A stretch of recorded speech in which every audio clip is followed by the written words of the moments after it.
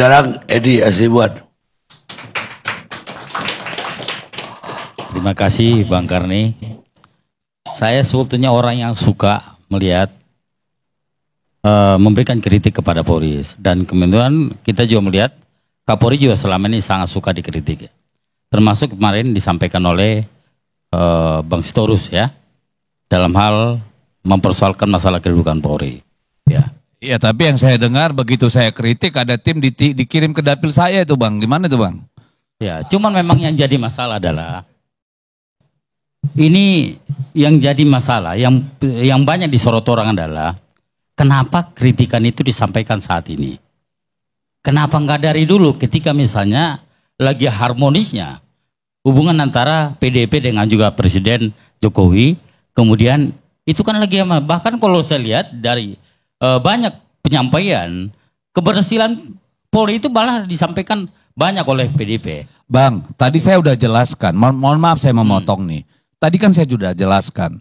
Pengalaman kita dalam Pilpres. Coba sebut Pilpres yang terjadi seperti sekarang kemarin Februari ada nggak? Dari mulai kita menyegarkan tahun 2004. Tidak pernah kita berdiskusi seperti ini. Pilkada dari 2005, 2007, 2008, 2010, 2017, 2020. Nggak pernah kita ngalamin. Kan kita baru alamin anomali ini pada Februari kemarin. Jadi kalau ditanya kenapa nggak kemarin? Lo kemarin nggak banyak masalah masa dipermasalahkan?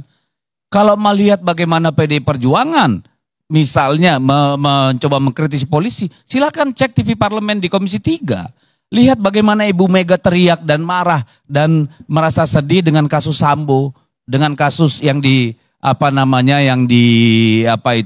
di Sumatera Barat soal narkoba itu.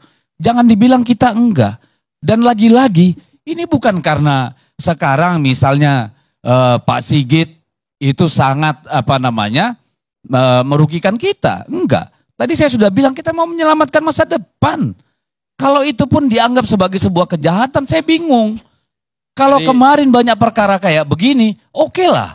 Makanya tadi saya tantang, coba tunjukkan di mana ada protes, di mana ada kasus, kemudian mempersoalkan, ya. Selama ini yang kita lakukan itu membantu institusi Polri. Masalahnya adalah kalau kita lihat ya, PDIP kan belakangan ini ngomong karena mungkin kelihatannya ada beberapa calonnya di beberapa daerah. Nah, itu pikiran netizen, Pak. Saya yang kita persoalkan itu kan bukan calonnya, tapi perilaku yang menyimpangnya kan. Itu yang kita persoalkan. Jadi jangan ditarik nih jadi kelas diskusi netizen, Pak. Yang kita persoalkan adalah perilaku yang menyimpang, yang ikut-ikut cawe-cawe di dalam, nggak ada urusan dengan calon-calonnya, Pak. Itu persoalannya. Jadi jangan kita turunkan lagi kualitas diskusinya. Iya. Kalau kami kemarin ya, banyak misalnya penyampaian itu karena kekalahan, kemudian korban polisi lah yang kami ngadamkan. Seolah-olah penyebab daripada kekalahan ini semua adalah kepolisian. Inilah yang menjadi. Kami tidak pernah mengatakan kami kalah karena polisi.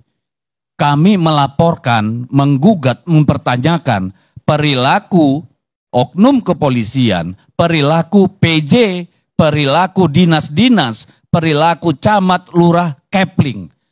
Coba carikan saya statement yang mengatakan kami kalah ini karena polisi. Anda bisa temukan nggak? Jadi jangan, tadi saya sudah bilang, pertanyaan abang itu kayak diskusi kelas netizen, Bang. Yang kita persoalkan adalah apa? Cawe-cawe dan intervensi. Jadi Bang, ibaratnya begini, mohon maaf, aku potong sebentar. Dulu ada orang pakai peci, yang waktu kecil ya, atau masih ada apa. Tiba-tiba pecinya udah sempit. Nah, dia dalam rangka karena peci sempit, dia mau potong kepalanya supaya pecinya bisa muat. Padahal bukan kepalanya harus dipotong, pecinya harus dibesarin supaya peci bisa masuk ke kepalanya. Begitu. Jadi bukan kepalanya harus dipotong, ya kan. Ini ada pula yang mau ingin kepala dipotong, bukan peci yang dibesarin. Nah, itu Bang. Ya, saya hanya berharap gini, Bang. Kalau memang betul ada misalnya penyimpangan, ada misalnya di lapangan ada penyimpangan anggota. Yang bagus sebetulnya kan ada memang jalurnya. Sebutkan. Kan kita tahu juga bahwasanya ada anggota polisi bisa dipenjara karena berpihak di dalam pilkada. Itu bisa diproses. Sepanjang itu memang ada bukti-bukti yang dimiliki, itu bisa diproses, ya. Dan saya kira Kapolri juga dalam hal ini sangat tegas ya, men. Saya jujur aja ya, menyesal saya ada di sini. Dari tadi saya sudah menjelaskan banyak temuan, sebagian besar sudah kami laporkan ke Bawaslu, sebagian lagi yang baru masuk akan kami bawa ke MK. Apa kita buka di sini? Apa ini forumnya? Tolonglah. Yang waras kita berpikir, apa saya harus sebutkan satu-satu nih? Cukup nggak nih acara? Saya udah jelaskan di awal, tapi apa nggak nyimak? Gitu loh. Apa saya perlu bacakan satu-satu? Atau saya kasih HP ini ke Anda, biar baca? Hah? Biar baca Anda semua nih. Ya nggak, makanya. Ya. Dari tadi duduk diskusi, kamu entah kemana pikirannya. Saya ingin menjelaskan tentang bagaimana misalnya usulan dari misalnya Bang Sitorus ya, tentang bagaimana kalau misalnya dibawa kementerian ya. Ini rawan. Jika misalnya polisi berada di kementerian, ini rawan. Rawan bisa nanti tugas polisi menjadi amburadul. Saya nggak bisa bayangkan. Itu kan asumsi Anda. Mari kita kaji secara akademis. Jangan pakai asumsi. Tadi saya sudah sebut, Gubernur Lemhanas mengusulkan dengan kajian. Peneliti BRIN mengusulkan dengan kajian. Intelektual dari Brawijaya mengusulkan dengan kajian. Mari kita kaji sama-sama. Jangan dibunuh gagasan, Pak. Karena betul, itulah yang membuat peradaban maju. Betul. Tetapi Abang juga harus lihat bahwasanya banyak juga, bahkan kalau saya berterima kasih kepada praksi kemarin yang mendengarkan apa yang menjadi aspirasi masyarakat. Bahkan menolak usulan ini menjadi aspirasi masyarakat mana? Ya, kalau mereka menolak itu haknya mereka. Hak saya juga mengusulkan. Benar nggak? Ya, saya berhak mengusulkan, mereka berhak menolak. Biasa aja, nggak ada masalah. Tetapi yang aneh itu, kita merasa semuanya sudah baik-baik, jangan diganggu-gugat. Pak, yang nggak boleh diganti itu kitab suci, Pak. Kenapa kita tidak bisa berefleksi setelah 25 tahun? Mari kita duduk bareng-bareng dengan kepala yang jernih, kita diskusi. Kalau akhirnya semua sepakat sudah ini sempurna, mendekati kesempurnaan di surga, nggak usah ganti apa-apa, Pak. Tapi kalau kita rasa masih kita perbaiki, perlu sempurnakan, ayo kita duduk. Ini bukan persoalan PDI Perjuangan, Pak. Bapak tahu bahayanya. Setiap saat orang bisa dikriminalisasi ketika dia tidak disukai oleh penguasa. Bahaya nggak? Buat apa orang bertarung dalam pilkada, dalam pemilu, kalau hasilnya bisa diutak-atik? Buat apa? Risikonya besar bagi peradaban, Pak. Itu yang ingin kita hindari. Maka wacana itu kita lontarkan dengan harapan ada konsensus. Tapi kan belum apa-apa. Fraksi-fraksi DPR bilang, udah jangan. Pak, negara mana yang tidak berevolusi? Institusi mana yang mandek, idle, tidak perlu dievaluasi? Lembaga mana, Pak? Semua kan ada konteks, ada teks. Dan yang namanya makhluk hidup aja, itu berkembang, Pak. Apalagi institusi. Jadi kalau saya mengusulkan, dikaji dulu dong. Kalau mereka menolak dengan argumen-argumen yang benar, ya nggak ada masalah. Toh secara politik kita kalah, cuma 16%, di sana 84%. Nggak ada urusan itu. Ini persoalan bagaimana kita memperbaiki, Pak. Bukan menghancurkan Polri. Dari awal saya sudah katakan. Bukan itu, Pak. Kita ingin menyelamatkan masa depan. Memperbaiki yang perlu kita perbaiki. Mempertahankan yang sudah baik. Itu aja kok. Jadi jangan dibawa kemana-mana. Kalau Pak pilkada apa, nggak usah diskusi kita, Pak. Itu kayak netizen, Pak. Minta ampun saya. Baik. Kita tutup perdebatan begitu. Ada argumen lain? Ya, saya hanya menambahkan bagaimana misalnya kedudukan Polri berada di bawah kementerian. Menurut hasil kajian-kajian akademik yang kami lakukan selama ini, itu berbahaya. Kenapa berbahaya? Karena pertama bisa dibayangkan kalau misalnya Polri, Pak, boleh saya dapat kajian Bapak, Pak, untuk saya pelajari, Pak, supaya berubah pikiran saya. Ya. Boleh saya dapat kajian Bapak nggak? Boleh nanti. Ya. Nanti? Ya. Saya minta nomor Bapak, Pak. Ya. Kalau dalam 1 hari Bapak nggak kirim saya bilang Bapak melakukan pembohongan publik. Kajiannya kasih saya. Jangan ngomong-ngomong sama saya, Pak.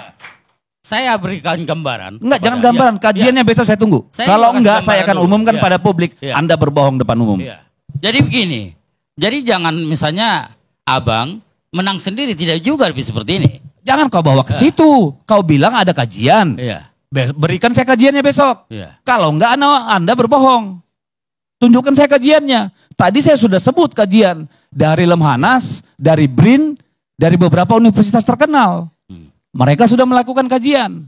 Saya kirim kepada Anda linknya. Iya. Kajian Bapak tadi mana? Iya. Bahwa akan berbahaya. Kan juga dilihat bahwasanya saya nggak bisa bayangkan apabila misalnya Polri di bawah kementerian, kemudian Nah, nanti pendapat di bawah Bapak daerah. pribadi kan, bukan kajian kan? Iya. Nanti juga di bawah daerah. Pendapat pribadi kan? Itu bisa terjadi nanti gubernur membawai Kapolda. Ini berbahaya. Kenapa? Jadi yang rawan adalah ini akan terjadi namanya intervensi kepada Polri. Loh memangnya yang sekarang terjadi apa dari zaman Pak Jokowi? Intervensi kan? Apa yang Ya, terjadi sekarang itu? bisa buktikan nggak? Loh Bahwasanya- bisa lah. Ya, bagaimana membuktikannya? Sudah dilaporkan di Bawaslu, dilaporkan dalam MK. Gimana sih? Bahwa itu tidak bisa diterima sebagai sebentuk itu, urusan lain Pak. Tapi kami tidak asal ngasal. Gitu Baik. loh. Baik. PDI Perjuangan nampaknya harus lebih berhati-hati dalam melontarkan tuduhan. Mereka baru saja menyerang Polri tanpa henti dengan tuduhan bahwa kepolisian Indonesia adalah partai coklat yang berpihak pada calon-calon tertentu dalam Pilkada 2024.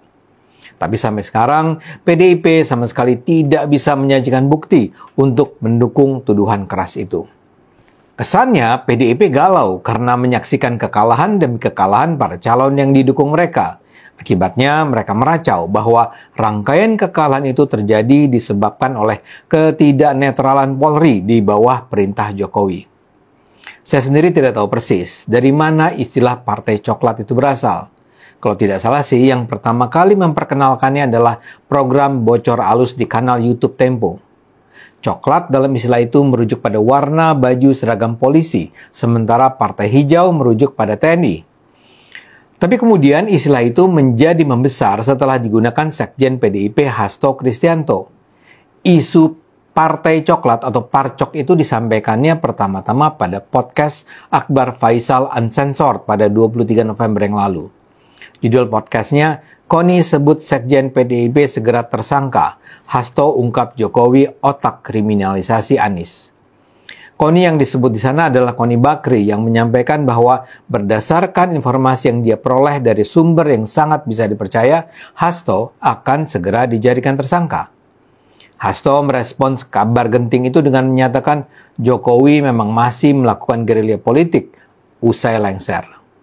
Dalam teori Hasto, Jokowi memang sebenarnya sudah tidak bisa lagi melakukan manuver politik, tapi Jokowi tetap memiliki kekuatan karena melakukan banyak penempatan-penempatan jabatan-jabatan strategis sebelum lengser. Salah satu yang terpenting di Polri. Hasto menyebut Listio Sigit yang menjadi Kapolri dengan melompati 5 angkatan. Karena itulah, Polri sangat loyal pada Jokowi. Hasto bahkan mengatakan, Jokowi itu tidak memiliki pengaruh apapun jika tidak didukung oleh Partai Coklat. Pak Jokowi tanpa dukungan Partai Coklat bukan siapa-siapa, tapi justru instrumen kekuasaan itulah yang kemudian dimainkan, katanya. Hasto juga menyebut ada 3 klaster dalam tubuh Polri. Yang pertama adalah Polri Merah Putih yang sejalan dengan PDIP. Yang kedua adalah apa yang disebut sebagai Parcok atau Partai Coklat. Dan yang ketiga adalah yang abu-abu. Adakah bukti-bukti yang disampaikan Hasto mengenai ketiga klaster itu? Tentu saja atau sayangnya tidak ada. Hasto memang menyatakan ada begitu banyak fakta terungkap di MK tentang keterlibatan Polri. Tapi pernyataannya ya berhenti di situ. Dia tidak menjelaskan lebih jauh apa yang dimaksudnya sebagai keterlibatan Polri itu. Dalam obrolan tersebut, Hasto terlihat jelas ingin mengatakan Parcok adalah elemen penting bagi Jokowi dalam mempertahankan kekuasaannya. Hasto menuduh bahwa kehadiran Partai Coklat mencerminkan upaya Jokowi membangun kerajaan politik dengan menempatkan orang-orang terdekatnya di posisi strategis pilkada. Menurut Hasto, tindakan ini bertentangan dengan prinsip negara republik. Beberapa hari sesudahnya, pada 25 November, giliran anggota DPR dari PDIP, Julius Setiarto bicara di Instagramnya. Sejalan dengan Hasto, Julius secara spesifik juga menyebut dugaan keterlibatan Partai Coklat dalam Pilkada 2024. Polisi secara aktif menggalang dukungan untuk memenangkan calon-calon yang didukung oleh Mulyono, kata Julius. Anda tentu tahu ya, Mulyono merupakan nama kecil dari Jokowi yang sekarang lazim digunakan para pembenci Jokowi. Julius berpendapat, pengerahan aparat untuk memenangkan kontestan tertentu merupakan pelanggaran serius yang dapat mengancam keutuhan negara. Karena itu dia meminta Kapolri Jenderal Listio Sigit Prabowo dalam waktu 1 kali 24 jam untuk mengklarifikasi dugaan itu.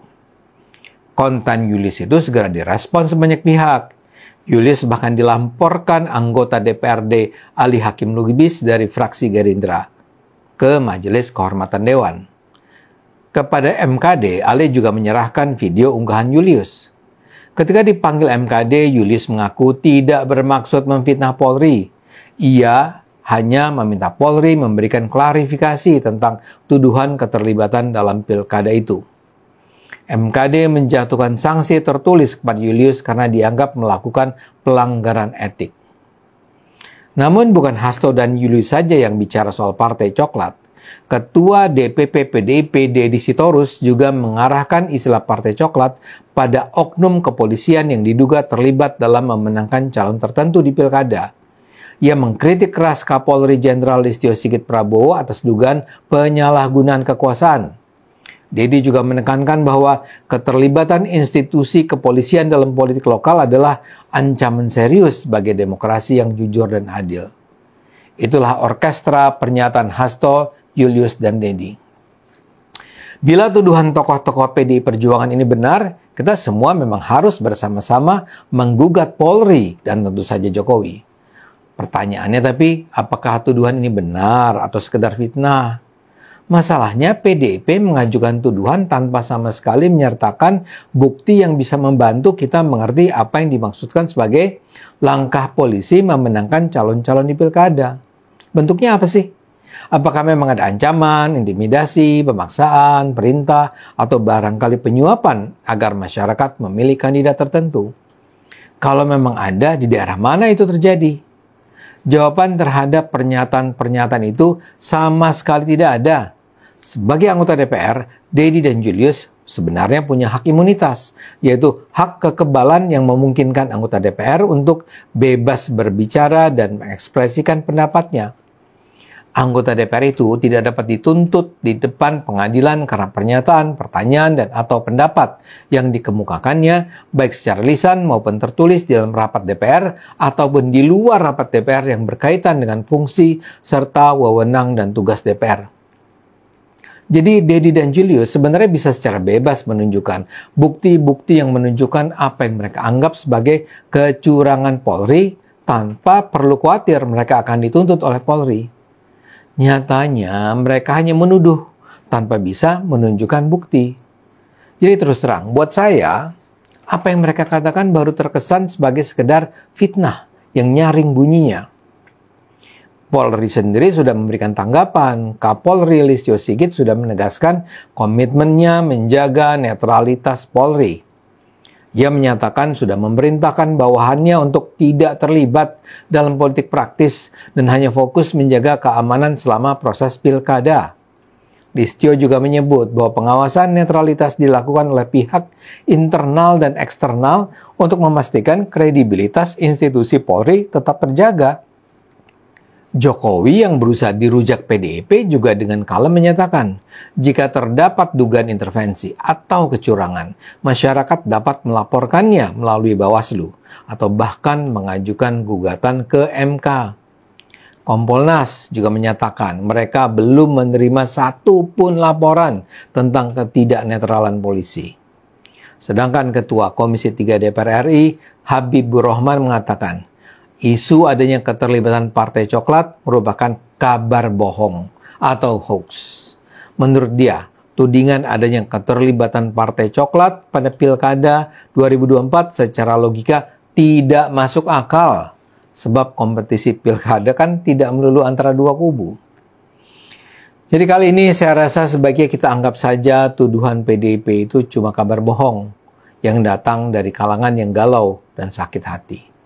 Ayo gunakan akal sehat, karena hanya kalau kita gunakan akal sehat, Indonesia akan selamat.